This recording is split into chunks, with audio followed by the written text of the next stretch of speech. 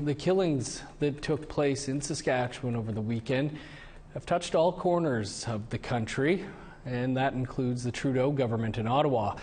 Joining us to talk about the government's response is Minister of Indigenous Services Canada, Patty Hajdu. Minister Hajdu is joining us from the Liberal Caucus retreat in Vancouver. Minister Hajdu, thanks for taking some time for us. What were your thoughts when you heard about the events that occurred in the area of the James Smith Cree Nation on Sunday? Oh, just obviously complete shock and horror and grief at what the community must be going through. I obviously first read about it and then was briefed shortly thereafter, and have been in touch with the leadership, community leadership, and indeed regional and provincial leadership, First Nations leadership since then. Obviously, this is a very ongoing and fluid situation, terrifying for the community, but also extremely, extremely devastating. I mean, almost everyone is personally impacted. Many people have multiple family members that are hurt or deceased, and so it's a very, very traumatic event for the region and the nation. Like you say, you've been in touch with leadership and others. Can you tell us a bit about what sorts of supports the federal government is offering to the community during this time? Well, in the conversations that I've had with community leadership as well as some of the other regional and provincial leaders, we've made it very clear that we'll be there financially and practically to support the community really with whatever they need.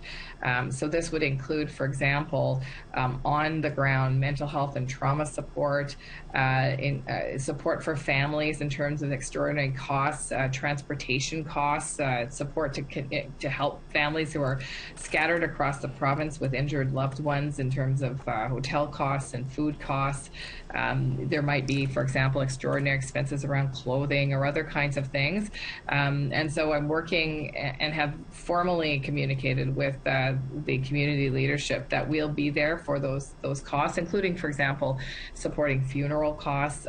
Terrible to have to say, but I mean, these are extraordinary expenses, and it's more than money, though. It is about supporting the community with some of the practical needs that they're going to need in the short term, and then obviously as we get through this very traumatic, scary period, looking at those medium and longer term goals that the community will set for themselves.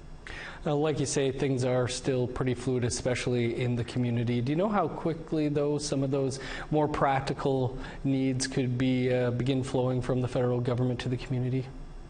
Some of them already are, and we're working through a coordinating table where there are a number of different partners working to support the community, including Canadian Red Cross and some provincial supports.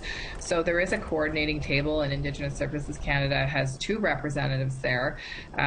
We've also ensured that the community knows that if they need assistance with the coordination, we can also put bodies in place to do that.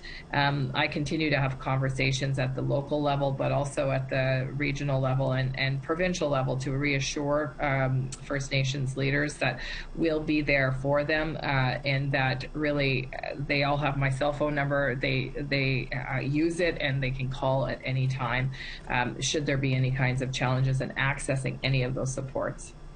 Minister, we'll leave it there, but appreciate you taking some time for us. Thank you very much, Dennis.